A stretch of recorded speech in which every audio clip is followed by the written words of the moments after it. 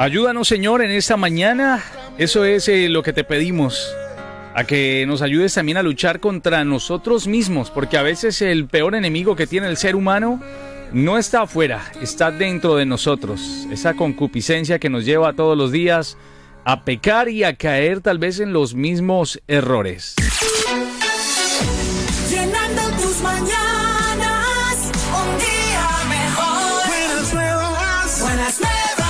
Familia, muy buenos días. Les saluda a esa hora de la mañana Lee Guzmán junto al pastor Samuel García. Queremos que ustedes tengan de verdad un día mejor y que si están en casa o van rumbo hacia su trabajo o ya se encuentran allí, se lleven algo de lo que Dios también tiene para decirles a todos ustedes en este día tan especial, donde vamos a continuar la línea que traemos y para seguir, ¿por qué no?, debatiendo con aquellos que dicen: ¿por qué si Dios existe? ¿Por qué existe tanta maldad? ¿Dónde está Dios? A veces parece que la gente pensara que Dios como que hace a un lado su mirada y dice: esto se me salió de control. Sí, así mismo. Buenos días, Ali. Buenos días a aquellos que nos están escuchando. Un gozo y un placer poder estar acá contigo hoy, esta mañana martes. Un poquito ahí entre el clima entrando en el frío, pero ahí vamos. Pero ya empieza uno a tolerarlo, ¿no? Se puede tolerar, así mismo es. Sí, esta semana queremos cubrir un poquito la idea del asunto de la maldad en el mundo. Ayer hablábamos que es un argumento filosófico que se tira muchas veces contra la fe cristiana, que demanda, por supuesto, una respuesta desde el punto de vista bíblico, porque creemos en un Dios que es soberano, creemos en un Dios que existe y un Dios que es bueno, y al mismo tiempo la idea de por qué existe el mal en un mundo donde Dios es bueno, donde Dios es el creador y es el soberano, por qué Dios permite el mal. Y desde el punto de vista filosófico eso crea un problema, un aparente problema en la fe cristiana que demanda, por supuesto, una respuesta.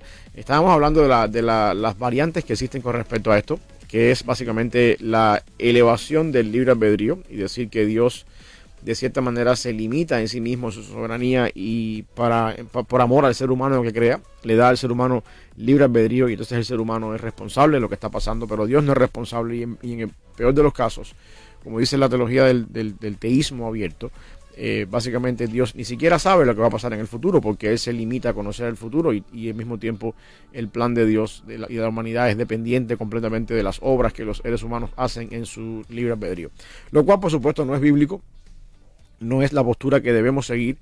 La otra parte es reconocer que Dios es soberano, como dice la Biblia, y entender por fe que independientemente de que no podamos nosotros ponerle una respuesta a muchas cosas que el mal presenta en la humanidad, tenemos que creer por fe que Dios es soberano, que Él permite, no que es el autor del mal, sino que permite en su soberanía el mal con un propósito divino y que es para bien al final de la historia, y eso creerlo por fe, aunque no lo podamos entender en este momento de la historia o en este lado de la eternidad. Entonces, en ese sentido, lo que queremos hacer hoy es hablar un poquito la soberanía de Dios y hablar un poquito por qué es necesario y es bíblico, ¿no?, que Dios, para ser el Dios que es, tiene que ser soberano. De lo contrario, nuestra fe no tiene una validez, nuestra fe no tiene una roca firme en la cual plantar nuestro edificio teológico y de la fe si no tenemos un Dios soberano. A eso iba, consiste mucho en el tema de cuánto nosotros creemos, ¿no? No solamente en ese Dios soberano, sino también cuánto creemos que aún en medio de todas esas cosas malas que estamos viendo, de todas esas malas noticias a nivel mundial, en el país, en cualquier parte del mundo, pensar que aún Dios gobierna sobre todo eso. Sí. Es difícil para muchos en estos momentos que no entienden o que no comprenden o tal vez no quieren comprender cómo actúa Dios, sí, y cuál es el propósito de Dios, y tal vez lo llevan a ese escenario, ¿no? A decir: Dios se olvidó de la humanidad. Sí, mira, hay una postura teológica que fue por muchos años, y todavía creo que hay algunos vestigios de esto en la humanidad y en algunos círculos filosóficos, que es lo que se llama el deísmo. El deísmo plantea básicamente de que Dios es el creador, no quitan de Dios el derecho de propiedad de creación del universo, es el creador, pero Dios sujetó toda la creación a leyes físicas, a ciertas cosas como la gravedad o como cosas así, y puso el el mundo a funcionar bajo esas leyes y vive alejado completamente del mundo. Entonces, para estas personas, el universo entero es como un mecanismo de un reloj, que son ruedas dentadas que hacen mover las manecillas de un reloj y funcionan perfectamente, dando por supuesto la hora a tiempo. Y ven el mundo como algo así. Dios es el gran diseñador, el gran arquitecto del universo. Esta postura deísta está bien enraizada dentro de la teología, si se puede decir teología, o del pensamiento masónico, donde tú sabes que el logo de la masonería es una brújula, un compás y una escuadra, creo. Una escuadra, sí. creo que es algo así.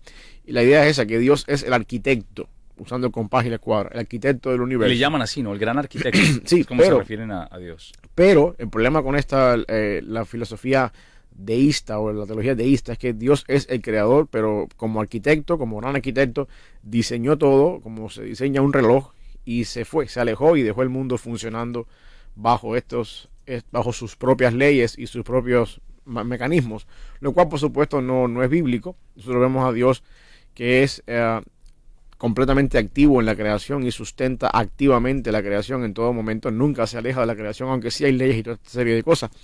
Pero básicamente cuando uno mira una perspectiva deísta de la creación, uno entiende, bueno, tiene sentido el mal si Dios no está aquí, si Dios dejó todo a funcionar bajo sus leyes y se fue.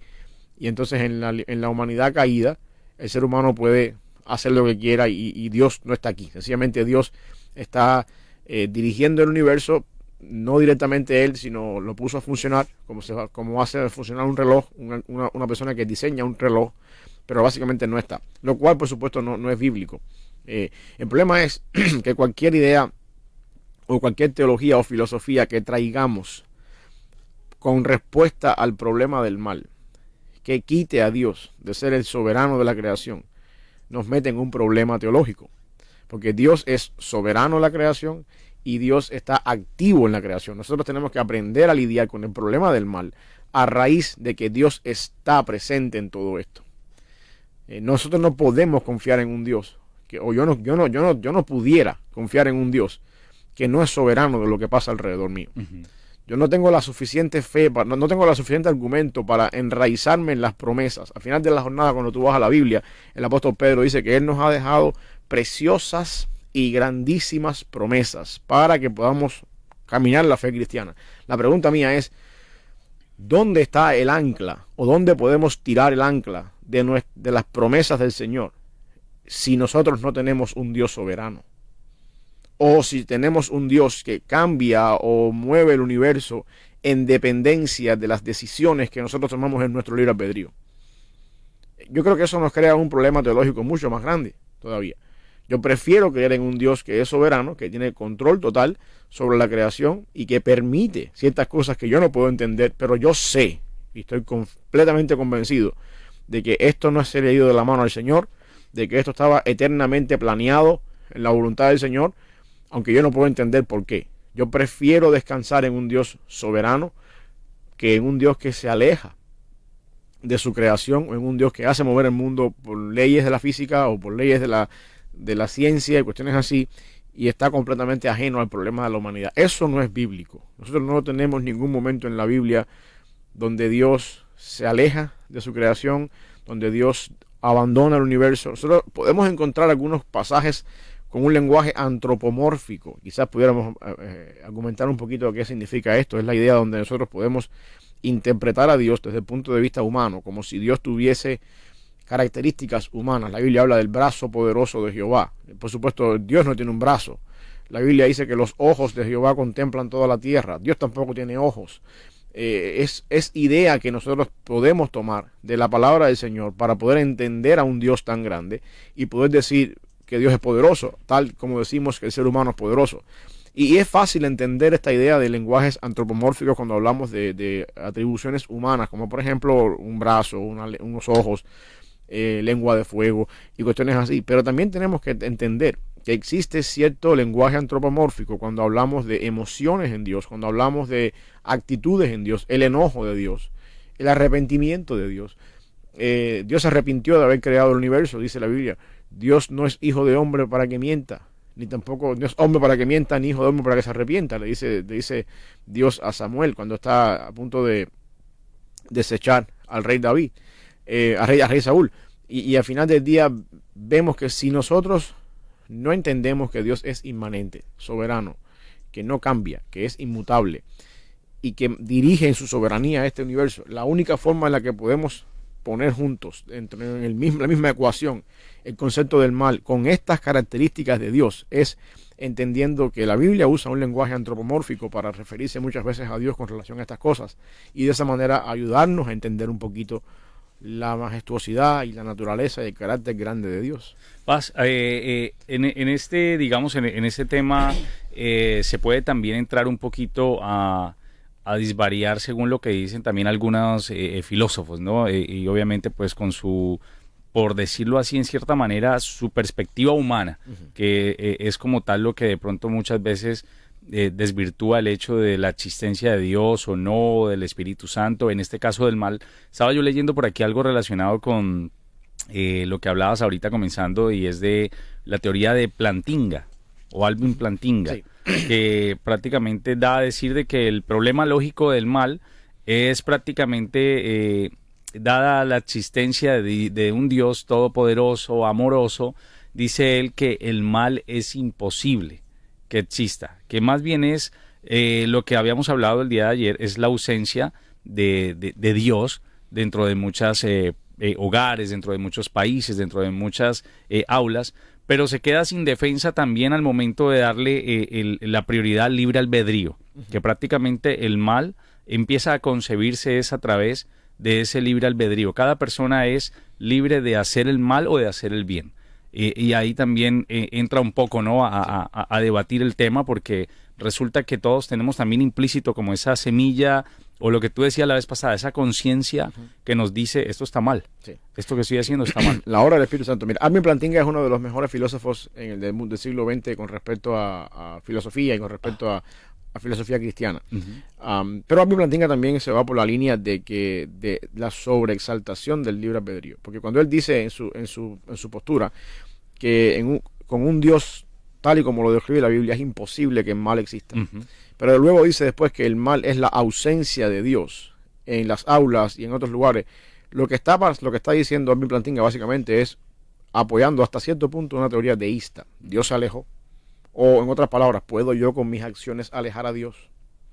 ¿Puedo yo con mis acciones, con la manera en la que yo vivo la vida, reemplazar o desplazar a Dios como el soberano del universo y decir, Dios, bueno, pues yo me voy a quitar del medio y ustedes hacen lo que ustedes quieran porque yo soy un Dios santo y no puedo vivir en pecado?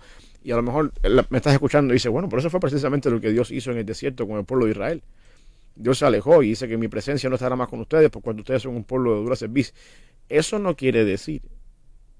Primeramente hay un lenguaje antropomórfico, porque nosotros podemos ver a lo largo de los 40 años en el desierto de que Dios siempre estuvo allí, de que el alejamiento de Dios no fue como tal algo real. Dios siempre estuvo guiando los pasos. Al final de los 40 años vemos a Moisés escribiendo Deuteronomio, el libro de Deuteronomio, que es básicamente la repetición de la ley a la próxima generación, y Moisés le está diciendo a ellos, en estos 40 años nunca se gastó su calzado, su vestido nunca envejeció, ustedes nunca les faltó nada. O sea, en otras palabras, cuando tú me dices a mí que Dios está diciendo mi presencia no irá más con ustedes, y veo a Moisés diciendo nunca te faltó nada, nunca te faltó un vestido, nunca, ¿cómo encajamos esto? Hay un lenguaje antropomórfico aquí en el sentido de que Dios no se alejó del pueblo de Israel, no hizo su presencia en el pueblo de Israel, no habitó en medio de ellos por ser un pueblo de dura cerviz, pero Dios nunca abandonó al pueblo de Israel en el desierto. Siempre estuvo soberanamente guiándolos por cada camino y en cada momento en el que estuvieron. Cuando Plantinga plantea esto en su filosofía, el punto de vista es que al yo entonces decir que no puede existir un mundo así donde Dios está, por lo tanto Dios no está. Entonces de alguna manera estoy reemplazando la soberanía de Dios, estoy elevando que la razón por la que estamos es porque el ser humano es libre para hacer lo que quiera, y al mismo tiempo estoy diciendo de que Dios hasta cierto punto se aleja y el mundo funciona tal y como Él lo diseñó. O sea que de cierto modo es algo de deísmo con algo de la sobreexaltación del libre albedrío del ser humano, y eso crea un problema también un poquito en la teología. Por supuesto que un Dios como el que tenemos nosotros no tolera el pecado, y el pecado no debería funcionar en el mundo que Dios creó, tal y como Dios lo creó. El problema es que nosotros no hemos llegado todavía al estado final de nuestra glorificación. Y estamos en un proceso donde algún día ese mal no va a estar más, esto que está pasando ahora no va a estar más, y Dios siempre va a estar con nosotros. Tenemos que ver la historia de la humanidad como algo que se va desencadenando, que eventualmente va a llegar a un final de cumplimiento. Ese tipo de temas para la gente suele ser a veces un poco complejo, ¿no? Incluso ayer alguien me decía, están entrando mucho como en teología, ¿no? Como en temas bastante profundos, pero son temas que casi nadie se atreve de pronto a traer a tema de discusión, porque hablar del mal es bastante, digamos, amplio, ¿no? Sí. Y se puede entrar en muchas áreas, incluso del mal dentro de las iglesias, del mal que habita en uno, del mal de lo que pueda estar trayendo en estos momentos todo lo que nos están vendiendo a través de la tecnología, a través de todos los aparatos electrodomésticos que incluso tenemos en casa, y que si hablamos del mal nos tendríamos que dejar de usar todo lo que, hasta la ropa que usamos. Sí. Pero es complejo cuando la persona se centra, se va afuera, ¿no? de su entorno, y dice, el mal está allá, por ejemplo, en estos momentos en la guerra que se está librando entre Israel y Hamas, ahí en la Franja de Gaza. El mal está allá entre Ucrania y Rusia. El mal está tal vez en los países donde están siendo tal vez un poco drásticos en cuanto a sus normas y sus reglas de expresar un comunismo y de expresar una sola moneda y de imponer cosas. Pero cuando el mal se traslada también a ponernos a pensar a nosotros, ¿qué perspectiva podemos tener en cuanto a Dios? Con todo lo que estamos viendo y con lo que está pasando, decimos, ¿realmente el mal lo estoy provocando yo con mi forma también de pensar, de que a Dios esto se le puede salir? Volvemos otra vez al punto, se le puede salir de las manos, que obviamente nosotros sabemos que no es así, todo cumple un propósito, todo tiene un propósito, pero hay gente que en estos momentos pueda estar pensando y diciendo, el mal existe en ciertas partes, No, el mal está en otro lugar. Mira, yo creo que el mal está en el corazón del ser humano, porque el ser humano es caído, y el mal está, y la tierra, como dijimos ayer, está maldita por causa del mal, del pecado. Por supuesto que el mal que yo pudiera hacer no se compara, porque yo no tengo los medios, ni tengo tampoco los recursos, ni la influencia, con el mal que pudo hacer Hitler, por ejemplo, en el tiempo de la Segunda Guerra Mundial, Sí. bajo un país entero, un ejército entero. El mal del ser humano está en el corazón del ser humano y llega hasta donde puede llegar el ser humano. Santiago dice que cuando alguien es tentado a hacer el mal, obviamente no diga que es tentado de parte de Dios. Uno es tentado cuando de su propia concupiscencia brota el deseo de hacer el mal. Entonces es seducido y el pecado viene. Pero al mismo tiempo eso no quiere decir de que Dios no es soberano sobre eso. Eso no quiere decir de que Dios no permite hasta cierto punto que esto suceda. Una cosa es que Dios no es el que pone en el corazón mío el deseo de hacer el mal, ni tampoco puso en el corazón de Hitler el deseo de hacer el mal. Pero al mismo tiempo otra cosa muy diferente es que cuando Satanás y la naturaleza caída de Hitler o la mía tienen el deseo de hacer el mal, Dios no refrena eso. No, por ejemplo, la pregunta que nos hacemos todos, ¿por qué Dios no hizo que la mamá de Hitler abortara cuando estaba embarazada de Hitler? Uh-huh. No sé. Dios no lo hizo así. Dios permitió que fuera así. Dios hace responsable. Y que tomara poder. Sí, Dios hace responsable al ser humano de sus acciones, incluyendo las tuyas, las mías, las de Hitler, las de Fidel Castro, las de todos los dictadores que han hecho cosas en el mundo entero malévolas. Y cada cual es responsable por lo que hace, pero al mismo tiempo Dios permite estas cosas porque hay un propósito eterno con esto, que es lo que hablábamos ayer con respecto a la muerte de Cristo. Judas es responsable por sus acciones de haber entregado a Jesús, de haberlo traicionado, de haberlo vendido por 30 piezas de plata, pero eso no quiere decir de que el plan eterno de Dios no era, o Dios lo permitió de alguna manera, porque el plan eterno de Dios era que el cordero tenía que ser inmolado desde antes de la fundación del mundo.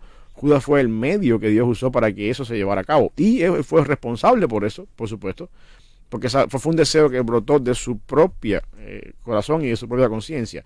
Entonces, cuando yo veo a Alvin Plantinga, por ejemplo, y trato de meter la ecuación de Alvin Plantinga dentro de la teología que yo encuentro en la Biblia, cuando Dios habla, por ejemplo, del caso de Judas, si decimos que Judas hizo el mal porque estaba ajeno a Dios, o sea, la ausencia de Dios, ya estoy creando un problema, porque Judas y Cristo estaban bien unidos. Nadie estaba más cerca de Dios que Judas, que estaba con Cristo. Esa es una. Y la otra cosa es, entonces estamos hablando de un Dios que hace que Judas, de un Dios que se alejó mientras Judas está obrando. Yo no tengo la forma de poder ver que Dios soberanamente está llevando a cumplimiento la promesa de que su hijo va a morir en la cruz a través de la traición de Judas, a través de los fariseos, de los judíos, perdón, de los romanos, de la cruz. No tengo la capacidad de ver eso si yo digo que el mal es la ausencia de Dios y que entonces Dios está completamente alejado de todas estas cosas, y en un mundo donde Dios está, eso no existe. Porque yo veo que en el mundo donde Dios está y planeó, existe que Judas traicionara al Señor, y ese fue el medio que Dios usó para llevar a cabo todas estas cosas. Por eso es que yo digo, creamos un problema teológico, filosófico también, y yo diría más epistemológico, si llegamos al punto de sacar de la ecuación la soberanía de Dios y decir, no, el mundo está así porque Dios, como es santo, no puede mezclarse con el mundo y deja que los seres humanos obren en su naturaleza caída, en su libre albedrío. Yo creo un problema con eso, porque entonces yo estoy diciendo que este mundo no está controlado por Dios, aunque va de mal en peor. Y eso me crea un problema mucho más grande en la vida cristiana.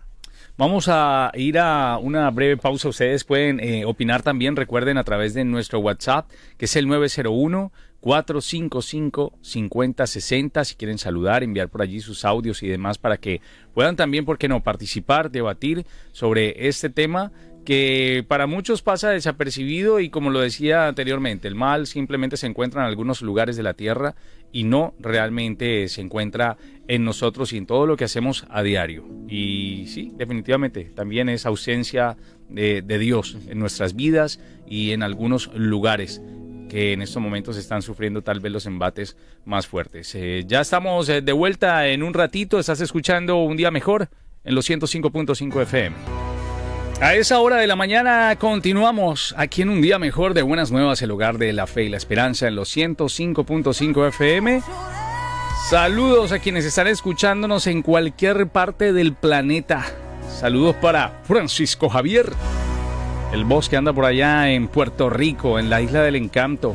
Va hacia unas montañas muy conocidas. Se dirige en estos momentos. Sabrosa la vida de aquellos que Dios los prospera.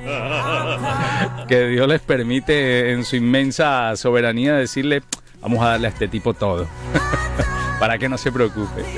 Saludos vos, saludos para toda la gente que a esta hora está escuchándonos también a través de nuestra aplicación, que es Buenas Nuevas. La pueden descargar, es totalmente gratis. Y seguimos, Paz, hablando hoy del mal, que parece, la gente dice, si Dios creó todas las cosas, creo que creó un jarrón y allí metió el mal, pero ese jarrón en algún momento pasó a alguien, lo partió y se regó. Sí, bueno, lo que estamos hablando es que básicamente Dios no creó el mal. Yo quiero que eso quede claro. Dios es soberano sobre el mal. El mal, por supuesto, en algún momento entró a jugar un papel en la creación de Dios. Obviamente todos sabemos que empezó con Satanás, cuando se rebeló y se halló maldad en su corazón y fue arrojado a la tierra, y luego después viene y pervierte la creación, Adán y Eva, y toda la humanidad y la creación completa es corrompida y es maldita por causa del pecado. Y en esa situación estamos hoy en día. A raíz del pecado de Adán y Eva, toda la raza humana nace en delito y pecado, y el pecado se genera en el corazón del ser humano, y es el pecado natural, el mal moral se genera en el corazón del ser humano y eventualmente tiene sus repercusiones en la humanidad. Y el mal natural, en este caso catástrofes, volcanes que erupcionan, incendios forestales, huracanes que hacen daño también, que traen mal, por supuesto, es parte de la maldita será la tierra por tu causa. Esa es la idea. Ahora, Dios, el punto donde estamos hablando hoy es que Dios no está ajeno a todas estas cosas. Nosotros no podemos pensar en un Dios que se aleja de la sociedad, de la humanidad o de la creación por el simple hecho de que la creación está en pecado. No podemos caer en una mentalidad deísta, de decir que Dios dejó el mundo funcionando por leyes de la física y cuando cayó en pecado me voy de aquí porque ustedes son pecadores y no puedo estar con ustedes. Y eso no es posible. Ni tampoco es posible decir que Dios dice, bueno, pues entonces ustedes quieren hacer las cosas a su manera, pues ahí va. Ustedes tienen libre albedrío, hagan lo que ustedes quieran, yo sencillamente me cruzo de manos y voy a ver después cómo resuelve el problema que ustedes están haciendo. No es así. No podemos negociar la soberanía de Dios de esa manera.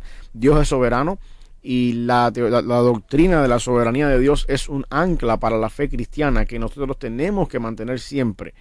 Y a la hora de respaldar y de defender bíblicamente la soberanía de Dios, tenemos que decir con respecto al mal que Dios no creó el mal, Dios no es el autor del mal, pero al mismo tiempo en el plan eterno de Dios, que no podemos entender nosotros, Dios tiene un propósito con el mal. Y básicamente el propósito con el mal, creo yo, es que al final de la historia, cuando estemos ya en el cielo nuevo y tierra nueva y con el cuerpo glorificado, y podamos mirar atrás todo lo que estamos pasando hoy en día, todo lo que la humanidad pasó, desde Génesis en la creación hasta que estemos en ese momento, vamos a poder decir, un mundo caído que fue restaurado es mucho mejor que un mundo que nunca cayó. En el plan de Dios tenemos que concluir de esa manera. Y entonces Dios está llevando a cabo su plan, su propósito, su historia, la historia de la humanidad, donde el mal juega un papel importante dentro de esa historia, pero no necesariamente quiere decir que Él es el autor de ese mal. Dentro de la palabra también encontramos, Paz, muchos capítulos, tal vez pasajes y muchas historias de hombres que fueron utilizados precisamente para traer el mal, ¿no? A una nación, a un país entero. El caso de Habacuc es interesante. Habacuc está viviendo su ministerio justo antes de la caída del Reino del Sur. El Reino del Sur cayó en manos de los babilonios en el 587, 586 antes de Cristo. Hacía ciento y tantos años que ya el Reino del Norte había caído en manos de los asirios. Los babilonios eran mucho más feroces, eran mucho más sanguinarios que los asirios. Los babilonios conquistaron a los asirios y entonces cuando van a caer, cuando el reino de Jerusalén va a caer, Habacuc está en un dilema filosófico con Dios. El problema de Habacuc es, ¿cómo es posible que tú seas un Dios bueno y entonces tú hagas castigar el pecado de tu pueblo, en este caso Israel, con un pueblo mucho más pecador que nosotros, que son los babilonios? Y ahí es donde Habacuc usa la frase, justo eres, muy limpio eres para ver el mal. Y usa también la frase esa, ¿hasta cuándo, oh Señor? Y la idea es que Habacuc está consciente de que el pueblo de Jerusalén y de Judá está en pecado y que necesitan, por supuesto, el castigo divino como parte de lo que dice la ley. Él está consciente de eso. Lo que pasa es que Habacuc no puede entender desde el punto de vista filosófico es cómo es que Dios usa a alguien peor que ellos para traer ese castigo de parte del Señor.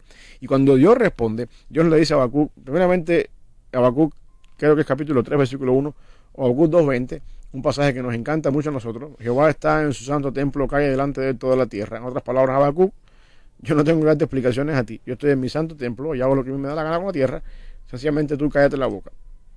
Pero bueno, aún así, Dios en el capítulo 3, si mal no me falla la memoria, empieza a hablar con Habacuc y le dice a Habacuc que los babilonios están haciendo lo que están haciendo porque ellos confían en sus dioses, porque ellos son sanguinarios, porque ellos son arrogantes, porque son prepotentes, y que al final del día Dios les está diciendo, yo me voy a encargar de juzgarlo a ellos después. Yo voy a encargarme de castigar su pecado. Y uno se pregunta, bueno, pero si tú eres Dios, tú eres el mismo que estás usando a esta gente para castigar a tu pueblo y ahora tú vas a castigarlos a ellos por castigar a tu pueblo, tú fuiste el que estás moviendo todas estas cosas. Y caemos en el punto otra vez de partida que estamos hablando. El problema no es que Dios esté usando a los babilonios como unos peones para llevar a cabo su plan de juicio sobre su pueblo Israel. El problema es que el pueblo de Babilonia es pecador, es sanguinario, independientemente de que Dios lo use o no. Ellos son así por naturaleza. Ellos están en pecado, viven en pecado, y lo que está diciendo Dios básicamente es la forma de ser de este pueblo, que ellos son responsables por esa forma en la que viven, por esa manera en la que están viviendo, es algo que yo voy a utilizar para llevar a cabo mi juicio, mi propósito sobre la nación de Israel. Pero esto no se va a quedar impune. Yo voy a encargarme de que ellos en algún momento determinado paguen también no solamente por el pecado que hicieron contra Israel, sino también para que paguen también por la forma en la que ellos viven. Y en ese sentido Dios maneja el mal de las personas, o el pecado, o la violencia en las personas, con el propósito de llevar a cabo sus planes hacia cierto lugar. Igual pasa con el caso de Faraón en Egipto. La Biblia dice literalmente que Dios endureció el corazón de Faraón para que Faraón no dejase ir al pueblo de Egipto. Sin embargo, nosotros estamos viendo que detrás de todo ese endurecimiento del corazón, Dios está llevando a cabo un propósito y un plan para con la nación de Israel.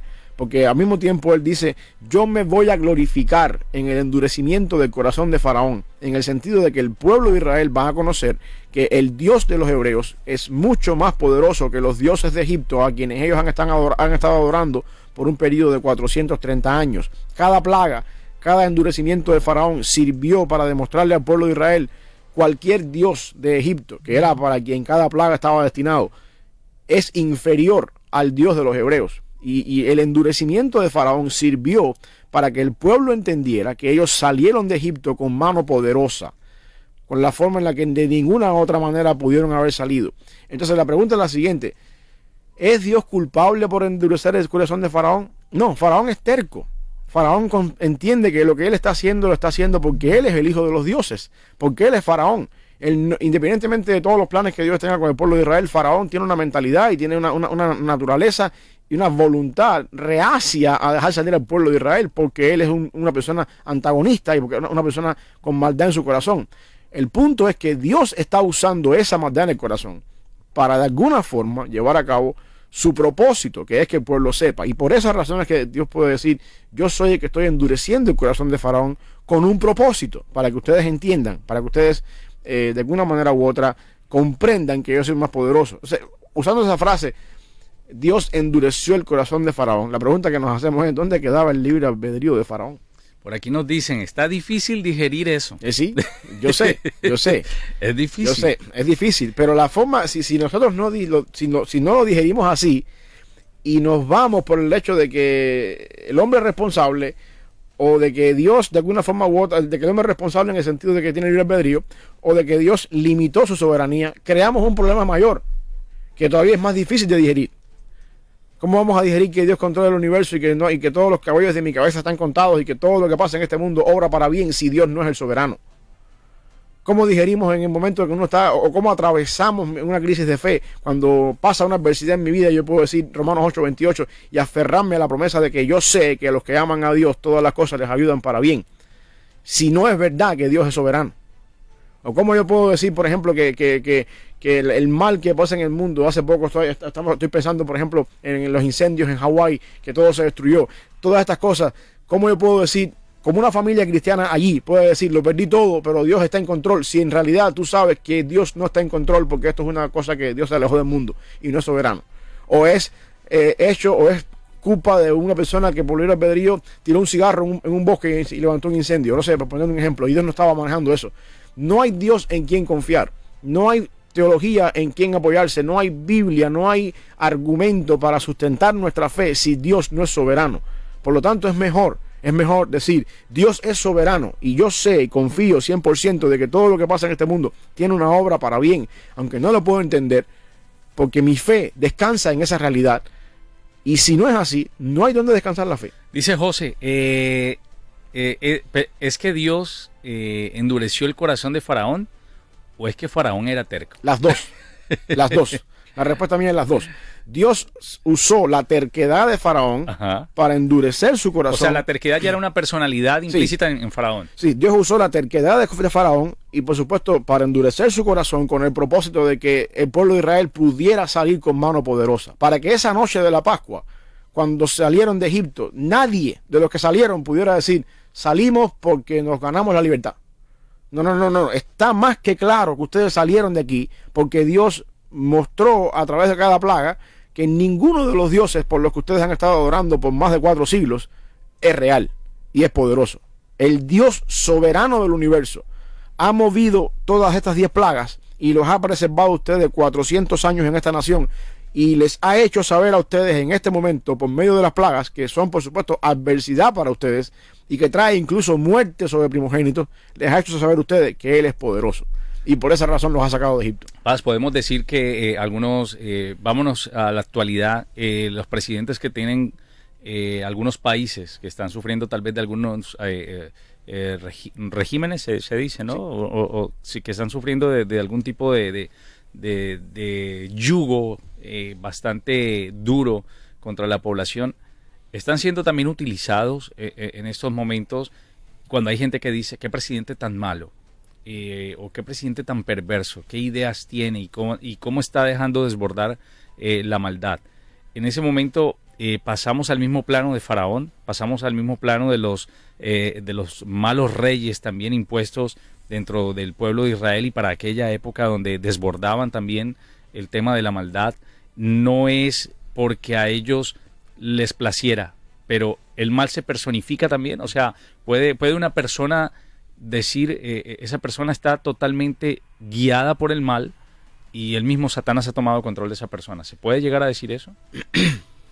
Mira, Sabiendo que el mal pues es esa ausencia de Dios, esa persona puede desbordarse sí, hacia eso. Te decíamos antes de la pausa que el mal comienza en el corazón del ser humano. Por supuesto, y te ponía el ejemplo mío, el mal que yo puedo hacer en mi limitante, como ser humano caído, ¿no? En mi limitante, en mi esfera de influencia, es completamente diferente al mal que puede hacer, por ejemplo, el presidente de una nación, que tiene un ejército a su favor, que tiene mucho más poder. Más poder, obviamente.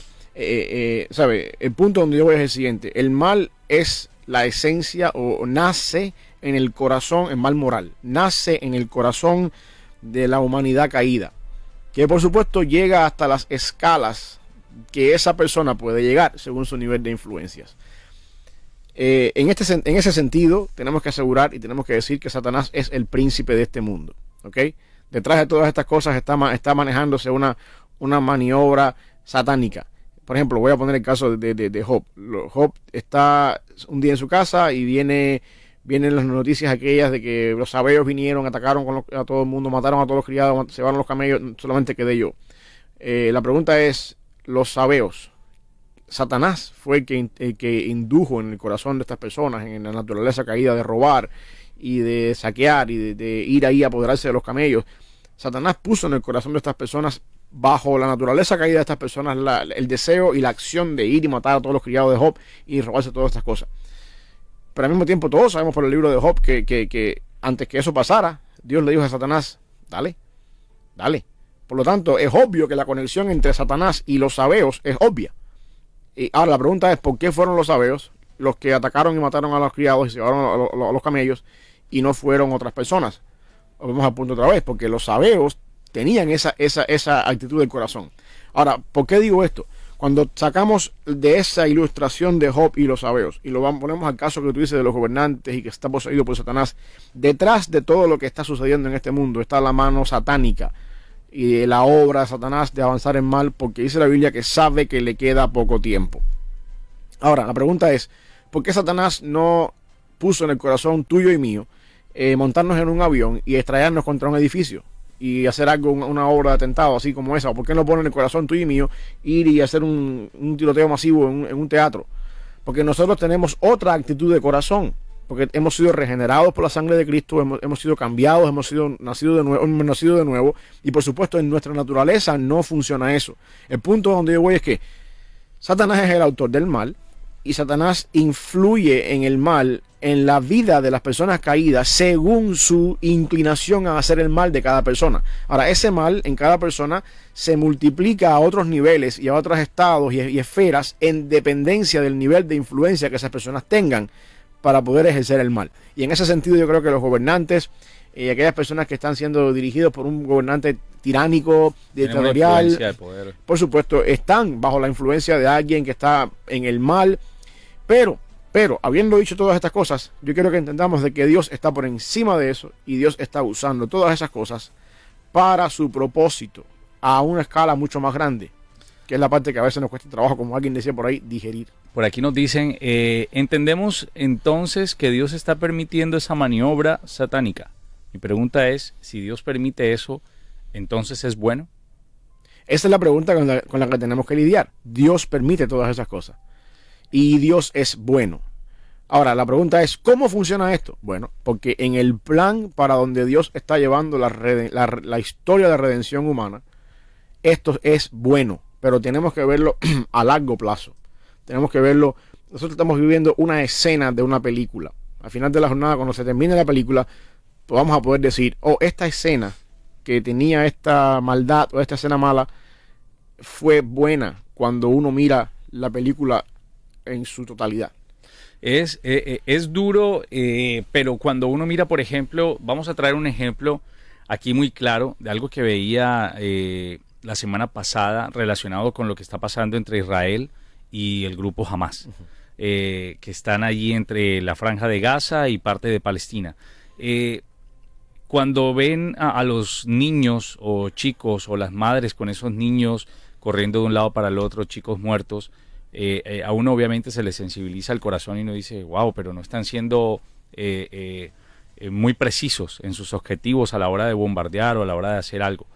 Es la guerra, ¿no? Es prácticamente parte de la guerra, pero tampoco vemos el detrás de lo que está ocurriendo y cómo están adoctrinando también a estos chicos desde pequeños a pisotear una bandera de un país, a odiar a otro país que está allí cercano y, como bien decía uno de ellos, a donde vamos a trabajar todos los días. Uh-huh. Es que lo que nadie sabe es que incluso Israel abre sus fronteras aún sabiendo el rencor, el odio que hay en el corazón de estas personas para que vayan y trabajen en Israel y regresen hacia Franja de Gaza. Uh-huh. Es ahí donde entendemos que a veces cosas que de pronto para nosotros nos parecen, tenemos como una moral selectiva, ¿no? A la hora de decir, esto es maldad, pero esto no. Sí, y yo creo que eso es parte... Como que mato a la cucaracha porque es fea, y yo creo que pero eso dejo vivir a la culebra. Eso es parte de la influencia humanista y hedonista que tiene el ser humano después de lo que se conoce en el movimiento filosófico del alumbramiento o el enlightenment, como dicen en inglés.